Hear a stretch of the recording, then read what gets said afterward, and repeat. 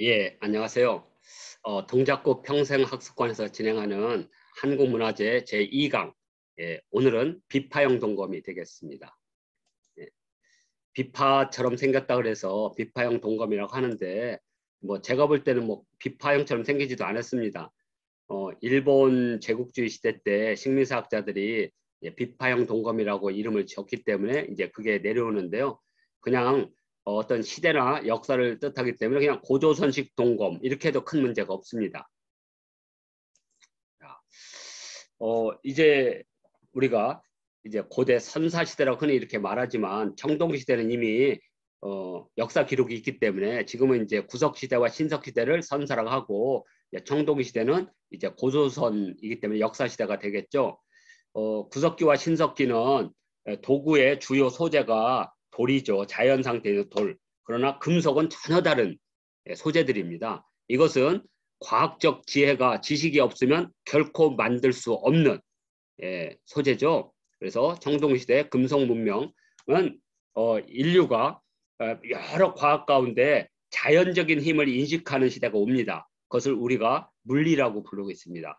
대표적인 게 이제 활 같은 거, 이제 탄력과 활이 날아가는 이제 가속도 같은 것을 이용하는 이제 그게 이제 물리고요. 또 하나가 이제 가축이라든지 곡식 같은 걸 선별해서 그러니까 옛 기록에 하면 곡식이 100가지, 100곡에서 5곡이 됐다. 이렇게 이건 뭐냐면 이제 육종이라고 부릅니다.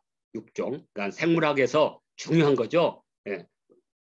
그 어떤 기능이라든지 성질이 아주 뛰어난 품종을 선별해서 그것을 계속 육성하면 좋은 품종의 식물이나 동물이 나오죠. 그래서 생물학이 그때 만들어지고요. 그리고 이제 또 하나는 이제 하늘의 별을 보고 어, 시간도 만들고 달력도 만들고 이걸 우리가 지구과학이라고 하겠죠. 지구과학. 예. 그리고 이제 사물의 성질, 원자나 분자의 성질을 가지고 다른 물질을 만들어내는 화학. 바로 이 청동기는 이제 인류 과학 네 가지 종류 과학 가운데 가장 복잡하면서도 어려운 화학적 성질을 알게 된 겁니다. 그런데 우리가 알다시피 불이라든지 금이라든지 뭐 이런 금속들이 어떻게 어디서 구하는지 이런 것들이 쉽지 않은 일이거든요. 그리고 자연 상태의 모든 금속들은 오랜 지구 46억 년이 되는 지구의 역사에서 대부분 지표면에서 사라졌어요. 없어요. 다 반감기라는 게 있으니까. 그래서 이제 46억 년 동안 왜냐하면 46억 년 동안 사라지지 않는 원자는 없습니다.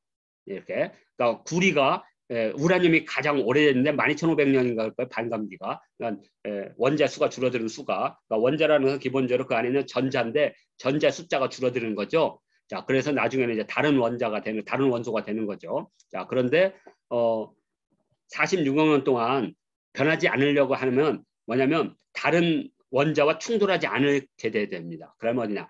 딱딱한 바위 같은데, 그죠? 그런데 이게 오랫동안 이렇게 축적이 돼서 딱딱하게 굳어지면 그 안에 원자 활동이 못하기 때문에 그게 남게 되죠. 그걸 광물이라고 하는데 그 광물 가운데 구리가 많이 그러면 구리나 이런 것들은 이 우주가 폭발해가지고 끊임없이 폭발하면서 지구상에 떠드는 원자들이 모여가지고 광물을 형성할 때가 있어요. 온도에 따라서. 그때 이제 철이 많이 생산되고 우라늄이 많이 생산되고 그래서 그것들이 굳어져가지고 그게 이제 바위에 담겨서 광물이 되는 거죠. 그러니까 그것을 아는 거죠. 그래서 쇠가 있는 바위는 쇠가 들어가 있는 광물, 우리가 철광석은 색깔이 검붉다. 뭐 그다음에 은백색이 있으면 은광이나 뭐 이런 거 아연광이다. 이런 식으로 이제 그걸 알았다는 거죠. 붉으면 그 주석광, 푸르면 구리광, 동광석이죠. 그래서 이런 것들을 알고 채취를 하는 거죠. 그래서 동광석 채취는 광물에 대한 성질을 안다는 겁니다. 그러니까 우리가 금속 문명의 첫 번째 지식이 동광석을 채취할 수 있는 능력입니다. 자, 그런데 문제는 동광석 안에 있는 금속을 어떻게 뽑아내냐는 거죠. 이걸 하기 위해서는 두 가지 방법을 씁니다. 하나는 동광석을 계속 짧게 이렇게 깨서 물에다가 이렇게 갑니다. 그러면 동광석에는 각각의 물에 대한 무게가 있습니다. 무게 비중이라고 부르는. 그래서 제일 위에 걷어내고 그 비중이 가장 많은 그쪽을 이렇게 다시 건져서 또 빠고, 그리고 여기서는 또 이렇게 건진 걸 또 계속 해서 통이 이렇게 있겠죠. 그래서 계속 반복해서 가다 보면 제일 끝에 있는 물통에서는 순도가 가장 높은 구리가 나오겠죠. 80이든 90. 그러면 이제 이것도 부족하기 때문에 어떻게 하냐. 각각의 금속에는 녹는 점이 있습니다. 철은 1500도에 녹고 구리는 1046도 정도에 녹습니다. 그러면 불을 떼서 그 녹는 온도, 그러니까 600도, 700도 녹는 금속들은 다 사라지겠죠. 다 사라지고 이제 1000도에서 녹는 구리만 빠져나오겠죠. 근데 구리는 아다시피 되게 연약하거든요. 막 휘어지고. 예전에 전깃줄이 다 구리로 돼 있었죠. 그렇기 때문에 칼이나 뭘 만들려면 딱딱해야 되겠죠. 그래서 딱딱한 성질을 가진 금속을 넣으면 되겠죠. 이것이 바로 아연이나 주석이나 납 같은 것을 넣는 거죠. 이게 합금입니다. 합금. 자, 그래서 동광석 분리를 하고 동광석을 재련해서 아연이나 주석이나 납을 넣어서 합금을 합니다. 합금을 한 것을 이렇게 틀에다 놓는다는 것은 대량 생산한다는 뜻입니다. 대량 생산한다는 것은 그 사회적 규모가 크다는 뜻입니다. 그리고 경제적 수요가 있다는 거죠. 그렇지 않고 대량 생산을 하지 않거든요. 자, 그래서 이렇게 주물 틀을 만들어서 대량 생산해서 이렇게 완성품을 가지면 이 완성품을 정치적 제도에 따라서 나눠주는 거죠. 이렇게. 그러니까 청동 주물과 완성품을 통해서 하나의 사회 제도가 만들어지고 그 사회 속에 다양하게 많은 나라들이 있다는 걸 알 수가 있습니다. 그리고 이것이 누층적으로 있다는 걸 알 수가 있습니다. 그래서 제일 위쪽에 있는 대단군이 아래쪽에 있는 소국의 왕들에게 이렇게 나눠주는 형태겠죠. 왜냐하면 모든 소국들이 이런 청동을 재련할 수 있는 과학적 지식을 갖지는 못했기 때문에. 그래서 이것이 통치와 권력의 상징이 되는 거죠. 그래서 하늘이 내려준 지식, 이것은 종교적 지식이 되겠고요. 이걸 바탕으로 해서 정치적 지배를 하는 것은 바로 정치적 군장이 되겠죠. 그래서 우리가 고조선의 단군을 종교적 제사장과 정치적 군장의 결합이라고 하는 것이 바로 재정일치사회를 상징하는 청동기 시대의 금속문명, 금속 지식을 보여주는 거다. 이렇게 보시면 되겠습니다. 자, 그래서 이걸 통해서 바로 권력이 탄생합니다. 권력이라는 것은 강제할 수 있는 힘이자, 그러니까 권력이라는 것은 합법이든 비합법이든 불법은 아닙니다. 권력이라는 불법은 아니야. 합법과 비합법이 있습니다. 합법이라는 것은 우리가 정해진 룰, 제도에 따라서 지키는 것은 합법이고, 그다음에 비합법은 그 제도나 법률을 뛰어넘어서 할 때가 있습니다. 예를 들어서 민중에 반란 것은 비합법이에요. 예를 들어서 우리가 어떤 그 독재자를 물리치는 것은 투표로서 물리칠 수 있지만 혁명을 통해서도 물리칠 수가 있어요. 4.19가 대표적이죠. 그래서 선거를 통해서 물리치면 그걸 합법적 혁명이라고 하고, 그다음에 폭력, 그러니까 비합법, 그걸 폭력이라고 부르거든요. 그래서 비합법으로 권력을 무너뜨릴 수가 있습니다. 그래서 합법과 비합법이 있는 겁니다. 그래서 이러한 것들을 가지고 있는 힘, 권력이고요. 또 하나는 그 합법과 비합법의 그 힘을 강제하기 위해서는 뭐가 필요하냐? 뜯어내야 되겠죠. 그걸 우리가 수탈이라고 불렀는데 그 의미가 좀 이렇게 나쁜 의미로 받아들이기 때문에 요새는 제가 동원력이라고 부릅니다. 그러니까 세금 같은 것들. 그러니까 권력이라는 것은 동원할 수 있는 힘과 강제할 수 있는 힘, 이것을 권력이라고 합니다. 그리고 이러한 권력은 어디서 왔느냐? 하늘에서 온 거라고 본 거죠. 그래서 종교적 제사장이 곧 정치적 군장이라고 하는 겁니다. 그래서 청동기 시대 때 종교적 권력과 정치적 권력이 탄생했다, 이렇게 볼 수가 있습니다. 그래서 이렇게 강제력은 군대, 경찰, 법률, 그다음에 관습들이 있죠. 관습. 특히 이제 동아시아는 이 관습이 엄청나게 강제했죠. 특히 이제 연장자, 그다음에 아버지를 남자를 중심으로 한 가부장제 이런 것들, 그다음에 적장자, 계승자, 적장자죠. 후계자라고 부르는 이런 것들이 강제력의 힘이죠. 그러니까 그 지역에 칠푼이라고 할지라도 또는 꺼벙이라고 할지라도 그 사람이 족장의 아들이면 족장의 아들이 갖는 권력이 있는 거죠. 이런 것들이 강제력입니다.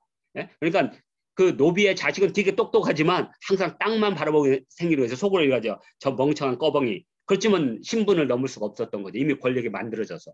그래서 우리가 왜 근대 시민 국가를 중요시하느냐. 그러한 내가 태어나기 전에 만들어진 권력을 깬 거예요. 그러니까 모든 사람은 태어날 때 다 평등하다는 거.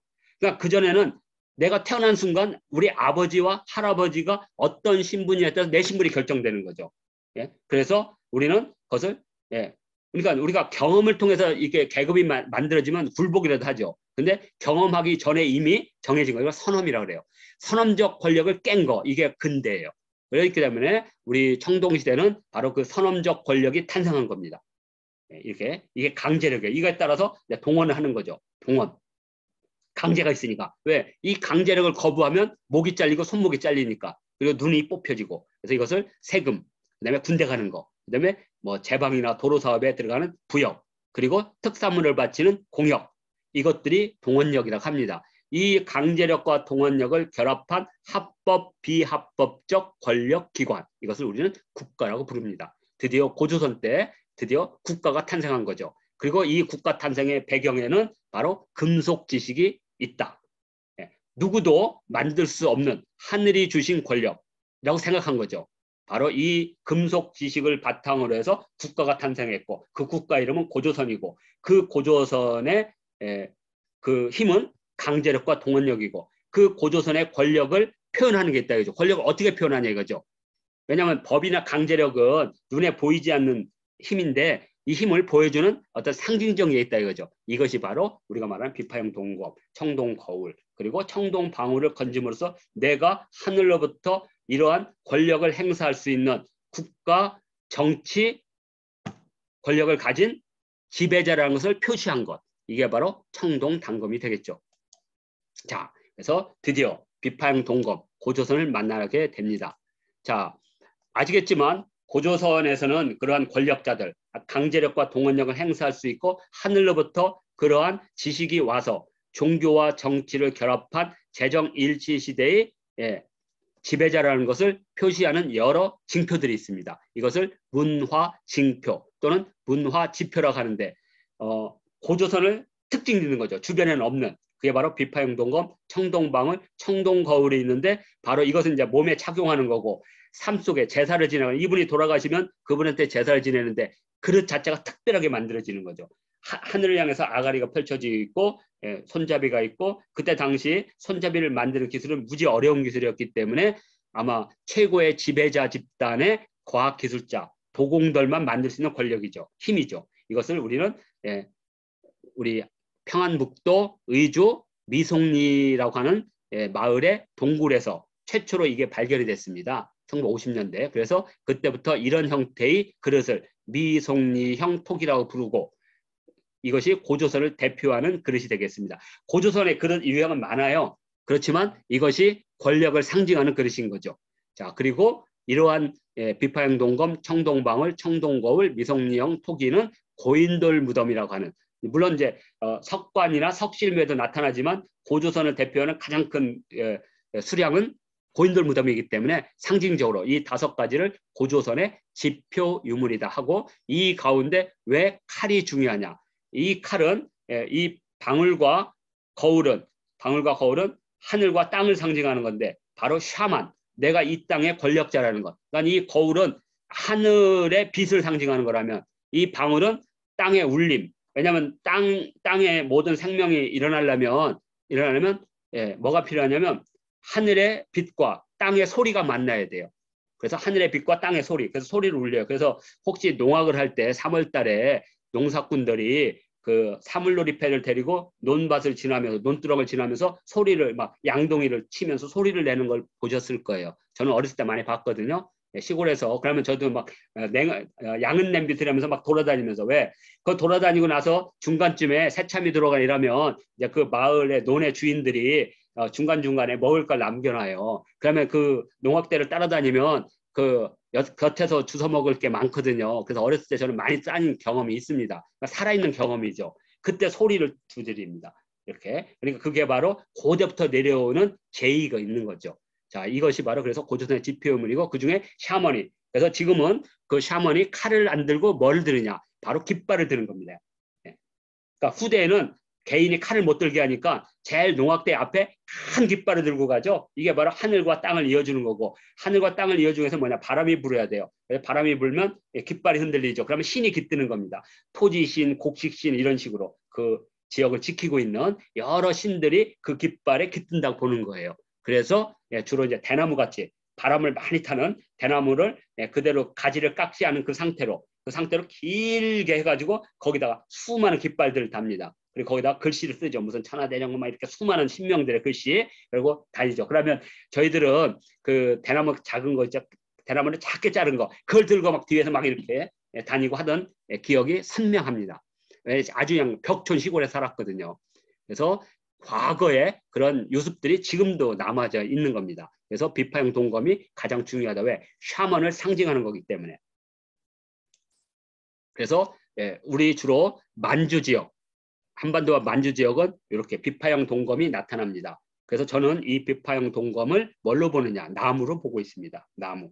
그래서 여기 손잡이가 있는 머리 쪽이 씨앗이고 이쪽이 가지고 이게 잎사구다. 그래서 이 자체가 들고 있으면 하늘과 땅을 이어주는 신단수가 되는 거죠. 그래서 신단수 밑에서 제사를 지내는 거죠. 그것이 바로 음악할 때 악입니다. 악. 제가 고전학당 한다 그랬죠? 그러면 거기서 그런 음악할 때 악이 도대체 뭐냐? 악은 그 나무 밑에 이렇게 끈을 달았다는 모습이 그 앞에 불이 있다는 뜻이에요. 그러니까 쉬운 말로 푸닥거리를 뜻하는 겁니다. 푸닥거리, 악. 그러면 악이 있으면 춤이 있어야 되겠죠. 그래서 무가 있는 겁니다. 그래서 무당이 그런 선왕당에 이렇게 끈을 달고 불을 피우고 춤을 추면서 하는 거죠. 그게 악입니다. 근데 예전에 치료를 그렇게 했어요. 그래서 그것에 나중에 이제 풀초자를 붙여서 약이란 말을 쓰는 겁니다. 그러니까 예전에는 사람 몸에 귀신이 들렸다 그래서 그걸 내쫓으면 사람이 낫는다고 봤어요. 그러니까 뭐예요? 샤먼이 와서 춤을 추고 칼 같은 걸로 등을 치고 막 이렇게 하면 악귀들이 도망가죠. 그게 바로 악에서 온 거다. 푸닥거리에서 바로 약이. 근데 이제 사람들이 그걸로는 병이 낫지 않는다는 걸 보고 이제 풀을 통해서 약이라는 성질을 만들죠. 그래서 약이란 말이 만들어지게 됩니다. 그래서 그런 것들은 오늘 하지는 않겠지만 그래서 이 비파형 동검을 보면 중국식 동검과 북방식 동검의 모양의 차이가 있다는 금방 알 수가 있습니다. 이것은 뭐냐면 독자적인 기술을 가졌다는 겁니다. 자, 중국은 중국의 독자적인 기술, 북방의 초원지대는 초원지대의 유목민들의 독자적인 기술, 그리고 이게 이제 보통 이제 우리가 오르도스라 그래서 그리스, 저쪽 우크라이나 지역에서 이런 동검을 만들었습니다. 이것이 이제 우리 초원을 따라서 우리나라에도 영향을 많이 끼치게 됩니다. 그리고 우리 만주와 여기는 비파형 동검. 그러면 이 만주 지역에서 북방과 중국식 동검과 다른 독자적인 기술을 가진 집단은 누구냐는 거죠. 이것을 우리는 역사에서 고조선이라고 보는 겁니다. 자, 그래서 이 비파형 동검과 아까 고조선의 지표유물이 나오는 데를 이렇게 점을 찍었더니 대략 여기 왼쪽에 있는 이러한 지도가 나타납니다. 그래서 이 지도에 나타나는 파란 이렇게 감청색이 있는 이 지역, 녹청색인가 이 지역이 바로 고조선의 세력 범위인데 왜 이렇게 고조선의 세력 범위가 이렇게 줄어들었냐 이거죠. 이것은 이 교과서에서 이렇게 만들었더니 중국에서 항의를 한 거예요. 왜 우리 중국의 산동성 이 지역에 고조선의 땅을 이렇게 놨냐. 그래서 우리나라 역사학계가 좀 그 사대적인 경향이 커요. 일본이나 중국의 역사학계 쩔쩔매고 그래서 만리장성 있는 만리장성 여기 있거든요. 지금 산해관 있는 요 지금 여기 그래서 양심 우리가 되게 양심 있다 그래서 만리장성 안쪽까지 이렇게 그리는 겁니다. 얼마나 비굴한 짓입니까? 그래서 이 지도를 통해서 우리나라 역사학계 특히 고대 사학계가 얼마나 사대적이고 비굴종적인 역사관을 가지는데 이거 하나 딱 볼 수가 있습니다. 왜냐하면 고대의 역사 영토와 현재의 정치 행정 영토는 분명히 다른 겁니다. 왜냐하면 우리의 역사 영토가 여기 있다면 이거 사실대로 해야죠. 왜? 비파형 동검과 고인돌이 출토되는 지역은 그 문화적 지표를 가진 사람들의 세력권이라는 걸 금방 알 수가 있는 거니까요. 그래서 이걸 통해서 우리는 비파형 동검을 고조선의 세력 범위를 보여주는 대표적인 문화 지표라는 걸 이걸 통해서도 알 수가 있습니다. 그러면 이제 비파형 동검의 이제 특징을 한번 탐구해 보겠습니다.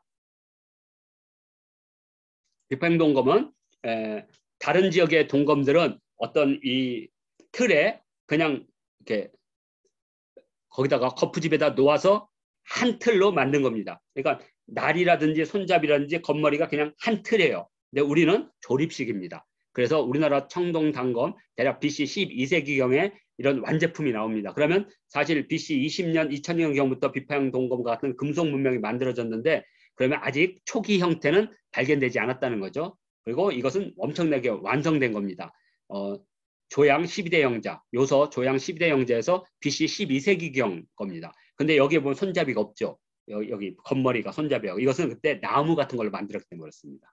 자, 그런데 이제 BC 7세기에서 8세기 위에 그림 보이죠? 요거. 예? 주로 이제 우리가 심양의 정가화자 BC 7세기에서 8세기 정가화자 유형에서 드디어 금속으로 만들어진 이게 나타납니다. 그래서 이걸 가지고 아마 고조선의 중심지가 요서에서 요동으로 옮겨온 것으로 우리가 추정할 수가 있습니다. 그리고 이제 비파형 동검의 이렇게 완벽한 조립형이 이제 세련된 세형 동검으로 나온다는 것은 뭘 타냐? 비파형 동검이 세형 동검으로 나와서 우리나라에서는 고조선이 이동했다고 보는데 저는 그렇게 보질 않습니다.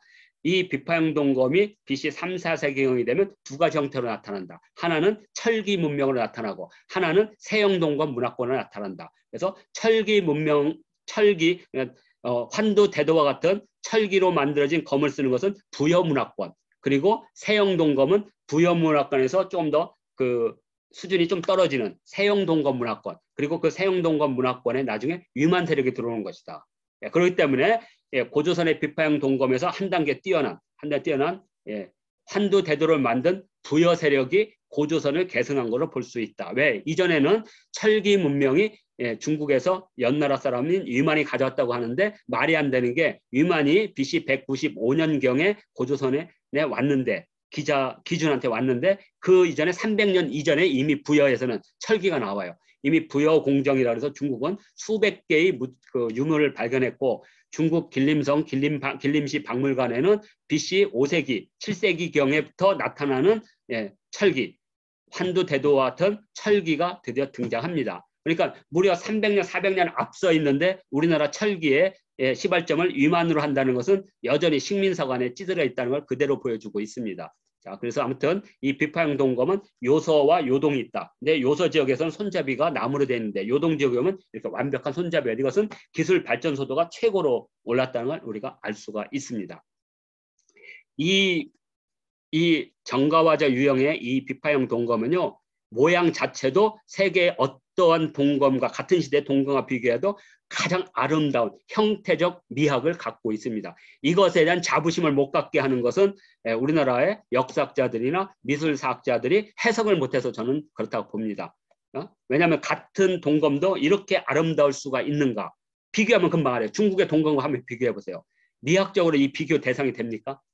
중국의 동검은요, 단순하게 기능적인 거예요. 왜냐하면 손잡이 보면 고리가 두 개가 있죠. 그건 뭐냐면 이걸 잡았을 때 미끄러지지 말라고, 손을 잘 잡으라고 이렇게 해서 그 두 개를 놨습니다. 근데 우리는 뒤에 겉머리를 크게 하고 가운데다가 이렇게 두 개, 이렇게 굴곡을 이렇게 대나무처럼 해서 딱 잡을 수 있도록. 그래서 손잡이 자체의 미학도 훨씬 더 뛰어납니다. 그리고 칼 자체가 이뻐요. 자, 이렇게 아무튼 우리는 이렇게 조립식으로 했다. 조립식은 전 세계 청동시대 동검 가운데 우리만이 갖고 있는 특징이다. 이게 비파형 동검의 형태고, 또 하나는 우리 비파형 동검의 특징 가운데 돌기가 있다는 거죠. 이 돌기는 저는 나무의 줄기로 보았습니다. 기둥으로 봤는데 과학적으로는 나중에 설명하겠습니다. 그런데 이것도 동검은 되게 약해. 툭 치면 부러져요. 그래서 전쟁을 할 때, 싸울 때 상대방의 허벅지를 찌거나 목을 찌르면 상대방이 고통으로 흔들리면 대부분 이 동검들은 깨집니다. 똑 부러져요. 이걸 방지하기 위해서 돌기를 놓지 않았을까. 하여튼 돌기를 놓는 기술은 뛰어난 기술입니다. 왜냐하면 우리가 이 거푸집을 만들 때 이 중국식 동검 거푸집과 우리식 거푸집은 제작 기법 자체가 다르고 기술 자체가 다른 겁니다. 수준차가 있는 겁니다. 그래서 돌기를 만드는 수준이 훨씬 더 높은 겁니다. 자, 특징이 있다, 돌기. 그리고 우리나라 동검은 이 돌기 바로 옆에 홈을 팠습니다. 날에다 깊이. 그래서 이것을 피홈통이라고 부르고요. 한자로는 혈조라고 합니다. 혈조. 왜 그렇게 만드냐? 이 비파형 동검으로 목이나 이거 찌면 피가 쫙 빠지거든요. 그때 이 피가 이 홈을 통해서 쫙 빠지면 이게 윤활유 역할에서 쭉 빠집니다. 근데 이게 없으면 날이 밋밋하면 살을 딱 찌르면 살에 우리 근육이 그걸 딱 묶어요. 그러면 잘 안 빠집니다. 그래서 확 할 때 안 빠지게 되면 다른 적이 나를 죽일 수가 있죠. 그러니까 가장 빠르게 찔러서 가장 빠르게 빼야 됩니다.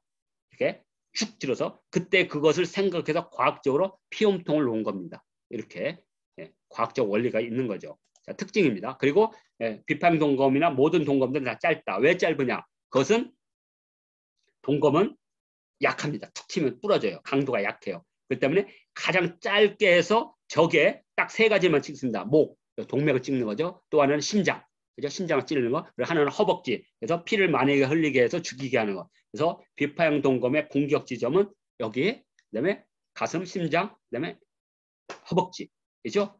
그리고 우리는 그 짧은 단검을 더 짧게 한 거예요. 그게 먼저 조립식인 거예요.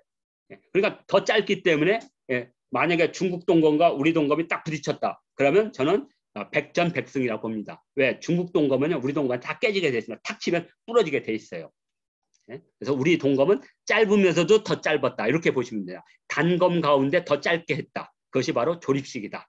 이렇게 보면 되고요. 그다음에 우리 동검의 특징이 비파형이라는 겁니다.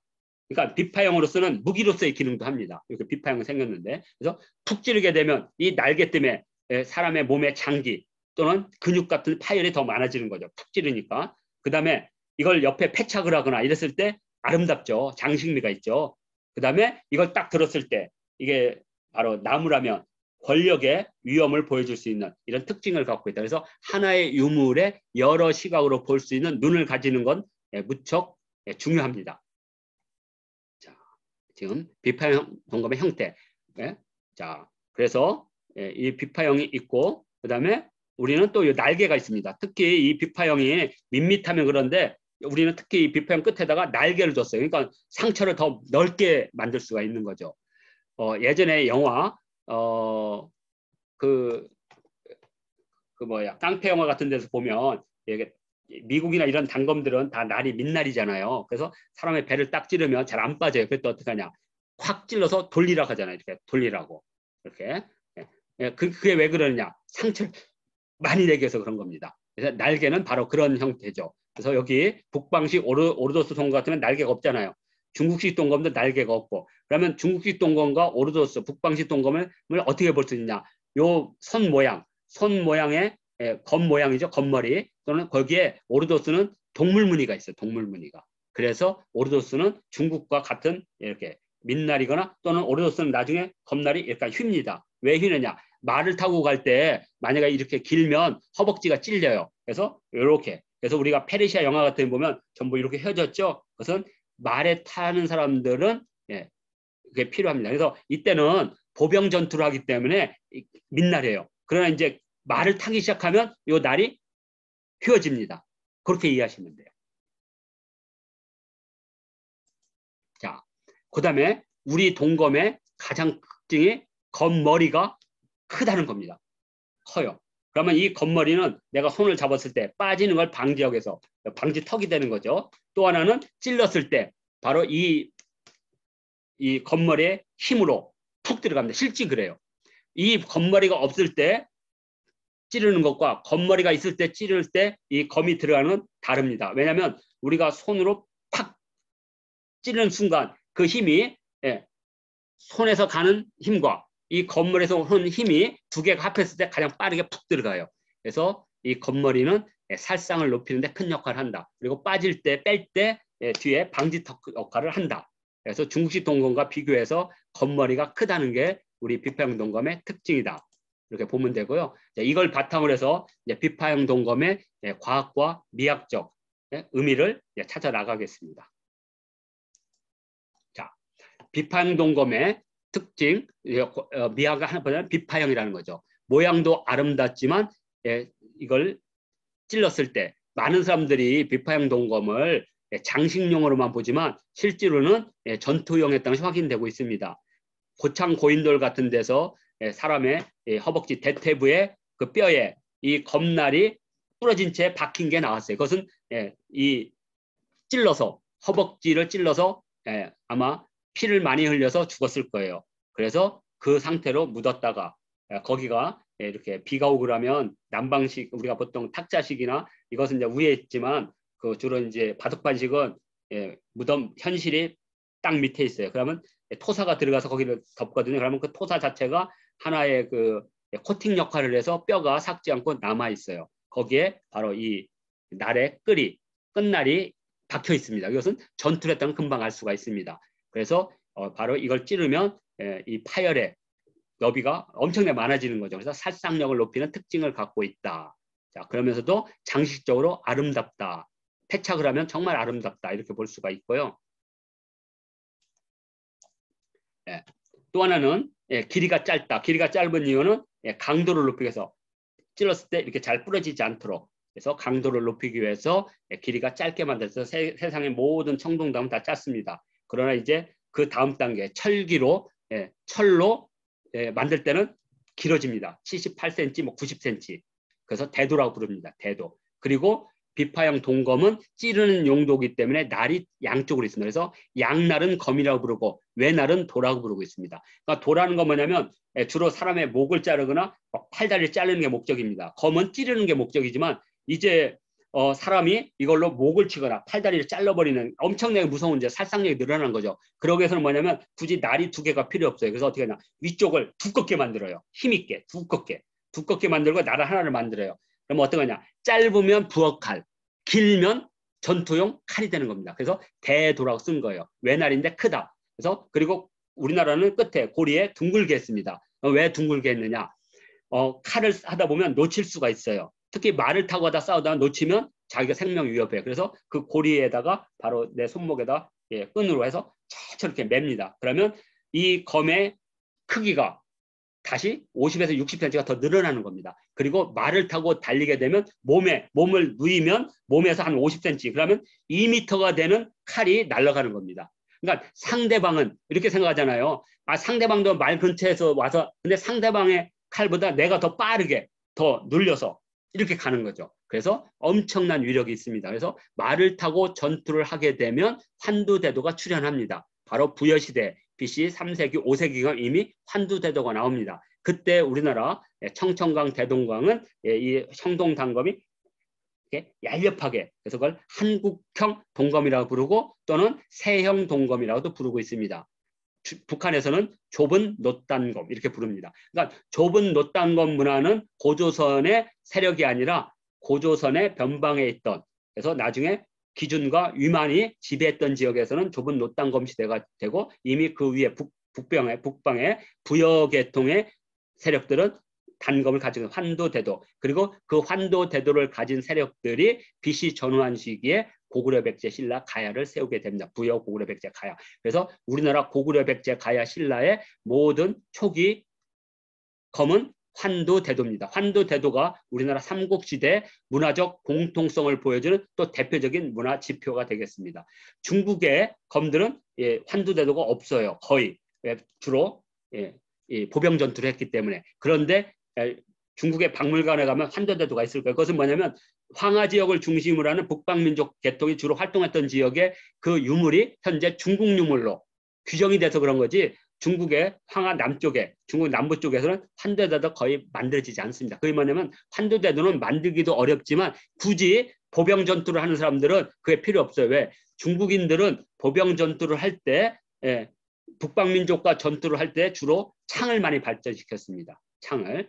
그리고 수레 전투를 할 때 위해서 창을 많이 발전시켰어요. 그래서 우리가 말하는 말을 타고 하는 전투는 거의 없습니다. 그래서 이 환도대도가 바로 우리 부여를 상징하는 문화 지표라면 그것이 고구려 백제 신라로 이어졌다. 그리고 한반도 북부 지역, 오늘 평양과 청천강 지역에서는 세형동검이다. 이렇게 되면 우리가 크게 북쪽에 환도대도를 가진 세력과 가운데 세형동검을 가진 세력 그리고 한강 이남은 더 문명이 떨어지니까 석검. 그래서 우리가 국립중앙박물관에 가려면 돌로 갈아서 석검이 만들었죠. 그러면 문화적 차이가 다 있는 겁니다. 쉬운 말로 하면 한반도 남부는 라디오를 들었던 시대라면 라디오를 그러면 한반도 북부는 보는 흑백 TV였다면 지금 부여 시대는 컬러 TV를 가졌던 시대 기술적 격차가 있는 겁니다. 그래서 부여계가 우리나라 삼국시대를 주도하게 되는 겁니다. 자, 이렇게 이해하시면 될 것 같습니다. 자, 그리고 검신의 중앙에 돌기가 있죠. 이것도 똑같죠. 짧게 함으로써 강도를 높이듯이 이것은 아예 돌기를 해서 부딪히면 깨지지 않도록 아주 잘 만든 겁니다.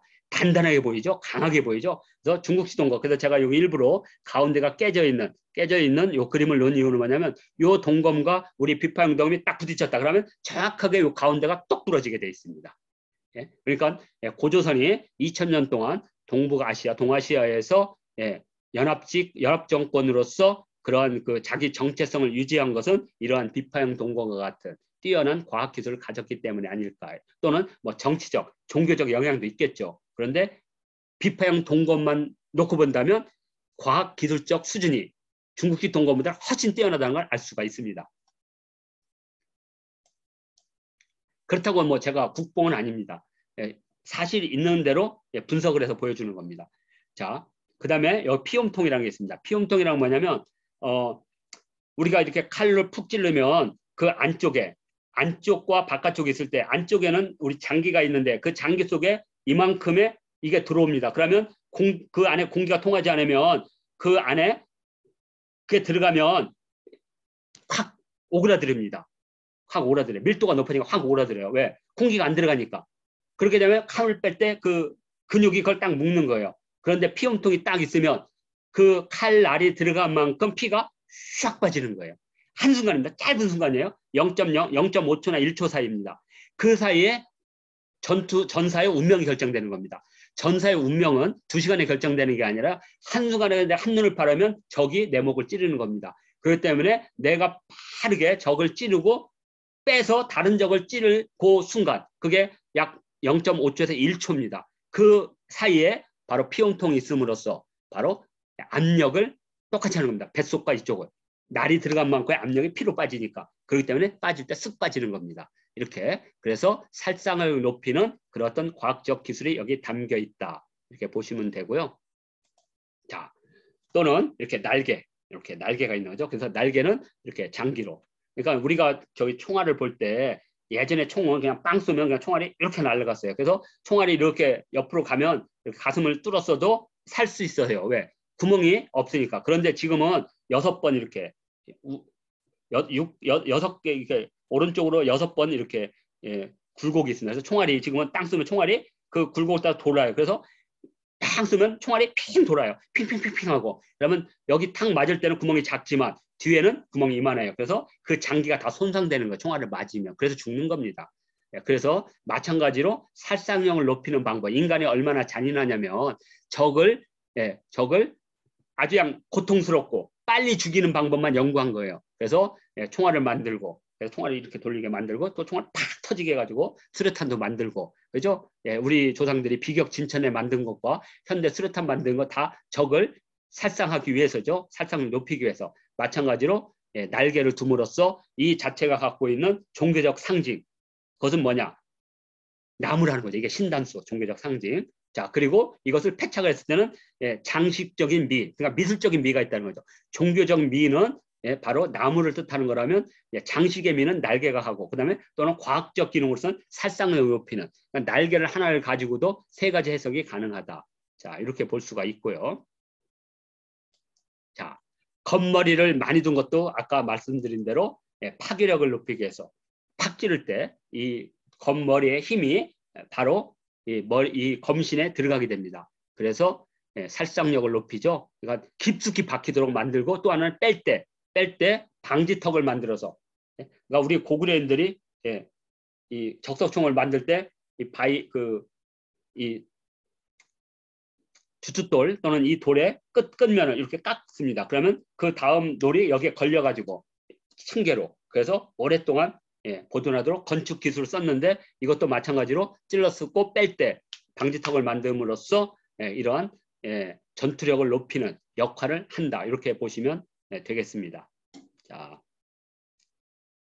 그리고 자, 또 하나는 조립식입니다. 조립식도 강도를 높이는 걸 했죠. 근데 제가 또 왜 재활용이라고 불렀느냐.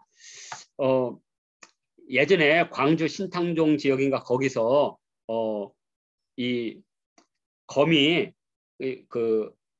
나오고 그다음에 거푸집이 나왔는데 이것을 이렇게 맞췄더니 이게 안 맞는 거예요. 크기가 이 옆에가. 그래서 이 검은 도대체 이 거푸집이 어디 있을까? 근데 서울 국립중앙원에 그 거푸집이 있다는 걸 알게 되고 그 거푸집에다 이렇게 딱 맞췄더니 다 맞았는데 끝부분이 이만치가 없는 거예요. 여기까지 다 맞는데 그는 뭐냐? 그 칼이 똑 부러진 거예요. 앞쪽이 똑 부러져. 그래서 갈아가지고 다시 날을 만드는. 그러니까 날이 옆에는 다 이렇게 그 거푸집에 딱 맞는데, 거푸집에 맞는데 이 앞쪽이 안 맞는 거죠. 그것은 뭐냐? 다시 활용했다는 거죠. 그래서 검 머리가 깨지면 검머리만 바꾸면 되고, 손잡이면 손잡이만 바꾸면 되고, 특히 이제 검날이 많이 부러지죠. 그러면 버리지 않고 검날만 새로 만들면 됩니다. 거푸집에서 검날만. 이렇게. 그러니까 거푸집이 세 개가 있는 거죠. 검머리 만드는 거푸집, 그다음에 검 손잡이 만드는 거푸집, 검날 만드는 거푸집. 그래서 검날만 부러지면 대부분 검날이 부러질 거예요. 대부분 거북날이. 그러면 검날만 여기다 부착을 하면 계속 재활용이 되는 거죠. 그래서 이러한 활용도도 여기에다가 응용하지 않았을까, 이렇게 추리할 수가 있습니다. 자, 그리고 이제 마지막으로 이제 비파형동검의 이제 과학에서 이제 거푸집입니다. 거푸집은 이건 이제 전남 화순에서 나온 거푸집으로 지금 현재 우리나라 거푸집, 이 거푸집이 숭실대 박물관에 있습니다. 근데 이제 거푸집이 왜 중요하냐면 일본의 청동 단검은 거푸집이 안 나타나요. 왜? 우리 조상들이 가져간 거기 때문에, 또는 하산 제품이기 때문에. 그리고 거기에 나와 있는 성분은 우리나라 청동기 금속의 동위원소와 같습니다.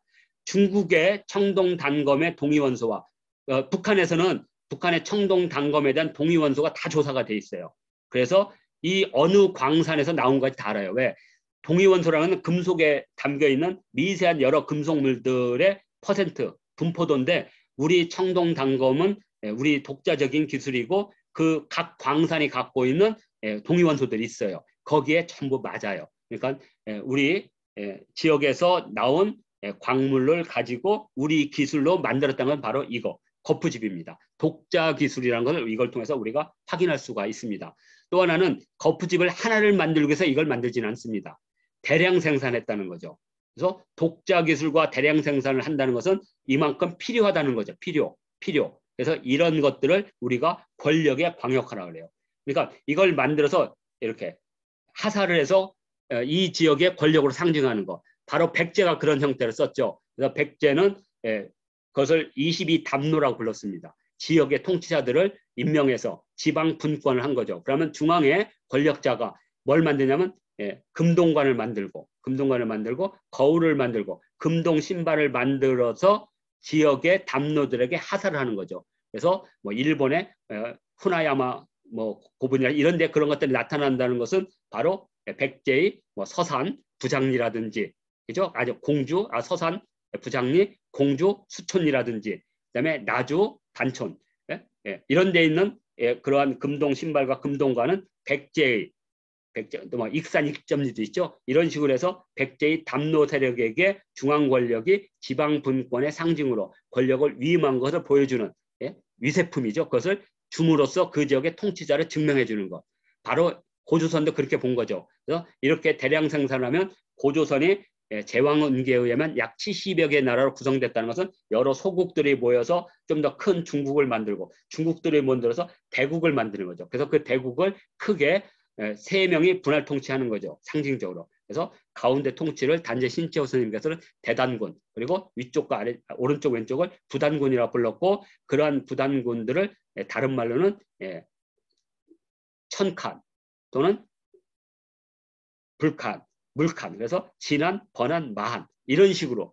그리고 고조선이 해체된 후에 진한, 변한, 마한의 백성들이 그 통치자의 후손이나 세력자를 따라서 남쪽에 내려와서 다시 변한, 진한, 마한을 세웠다. 이것이 단제 신채호 선생님이 전후 사만고에서 말한 고조선은 전사만이고, 고조선의 사만 세력, 고조선이 해체된 후에 그 세력들이 남쪽에 내려와서 경상도 이쪽 지역에 전라도 경상도 지역에 세운 진한, 변한, 마한은 후사만이다. 그리고 예전에 서울대학교 역사학과 출신인 천관우 선생도 바로 사만고를 써서 단제 신채호 선생님의 전후 사만고를 인정했죠. 그래서 그분은 어떻게 되느냐? 사학계에 발을 들이지 못하고 한국일보 논설위원으로 마쳤죠.